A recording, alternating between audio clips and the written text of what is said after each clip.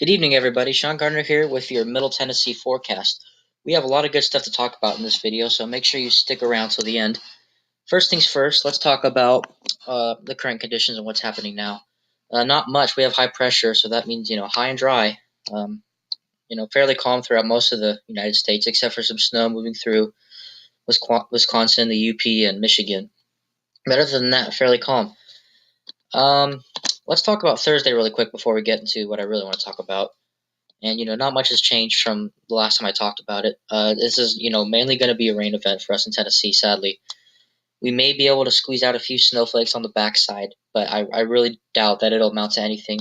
And the best chance for this will be in eastern Tennessee. So here's the GFS model, and here's Thursday, and breaking out in some rain with some rain, and maybe some snow flurries, snow showers at the backside of this. But that stays well east of us. And we're having model agreements with this. So that's the gist on Thursday. Mainly rain event. May be able to squeeze out some snow on the back, but don't hold your breath. All right, now let's talk about the big system this weekend. And this weekend is very interesting. I'd say we have a decent shot at something interesting here. So here's the GFS, and here is Saturday. I'm starting to see some, snow in Indiana, Kentucky, Illinois, and some rain.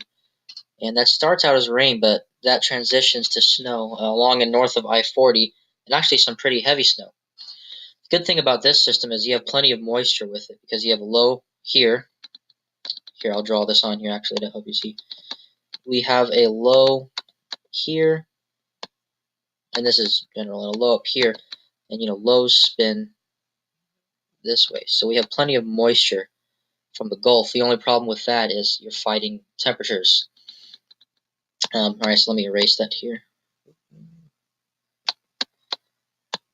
Anyways, so moisture will be there. Now we just have to see if we can get the temperatures low enough.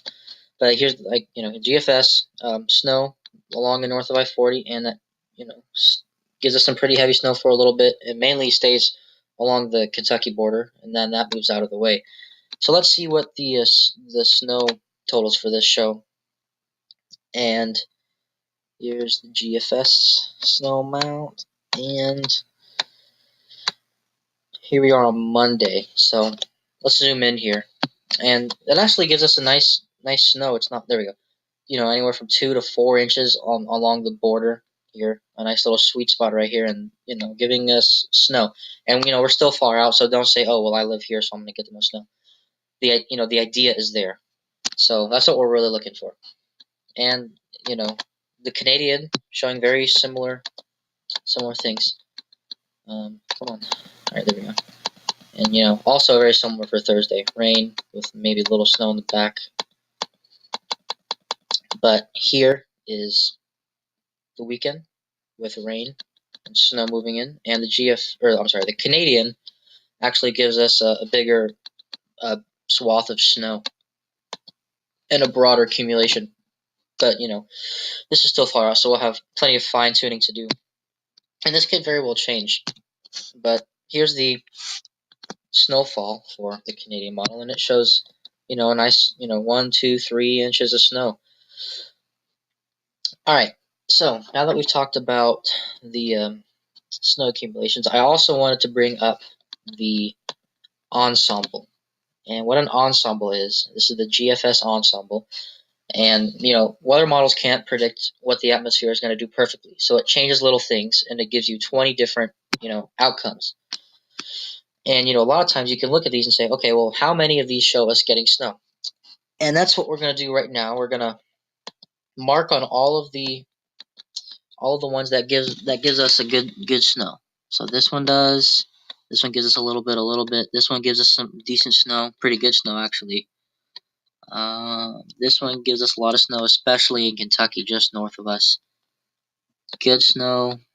All right, let's scroll down a little bit and get back to marking here.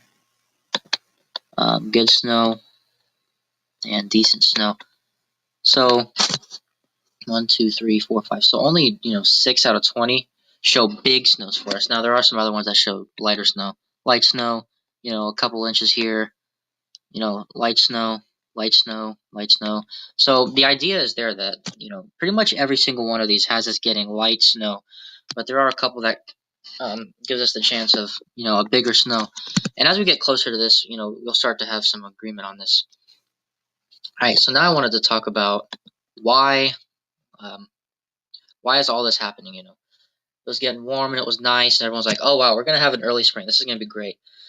Well, that's not the case. In fact, I think it may be quite the opposite. Here's the EPO, and what the EPO is the Eastern Pacific Oscillation. And if you look here, 1st of February going through the 13th of February, that's strongly in the negative. And what does that mean? EPO in the negative. Well, if we go over here, do some more drawing, you have when you have a negative EPO, you get a setup that looks similar to this, right? So you have all your cold air coming in, and here I'll move the oops. I will move the this to match that, and you get that sort of setup where the eastern half of the United States is very cold, and you have you're allowed to have it allows to have cold air funneling into the east and in the west and Alaska, very warm temperatures. And with this, let me erase this so it's not as confusing. You have the potential. It's not a guarantee, but it increases our chance for snow for especially the latter part of February, because you get storms that kind of ride down like this, and if you can get cold air to interact with it in between these cold shots, you have the potential for snow. And that's what this shows. You have cold dip here, and then as I go on, it kind of oops, let me fix this. There we go. It moderates a little bit, but then it just keeps pushing down. And the reason for that is because we have blocking up here, and we just keep getting this reinforcement of cold air, and it will fluctuate and go back and forth. But when you get these fluctuations is usually when you'll get your systems moving through. So when you have a cold shot that moves through, it will, what is going on here? Likely not going to see your storms through this, but you will in times like this. So the pattern is definitely setting up for us to have the potential for more snow, which is a good thing for you snow lovers. But unfortunately, or fortunately, depending on your view, I don't think it's going to be an early spring. I think that we're going to have reinforcement of cold air, and I don't think it's going to be frigid like it was from mid-December to January, where we had some brutally cold temperatures. I don't think it's going to be that bad, but I do think we could have slightly below average temperatures for the second part of February. I do believe that our snow chances are increased because of this, and but that's long range forecasting, which is changes dramatically a lot.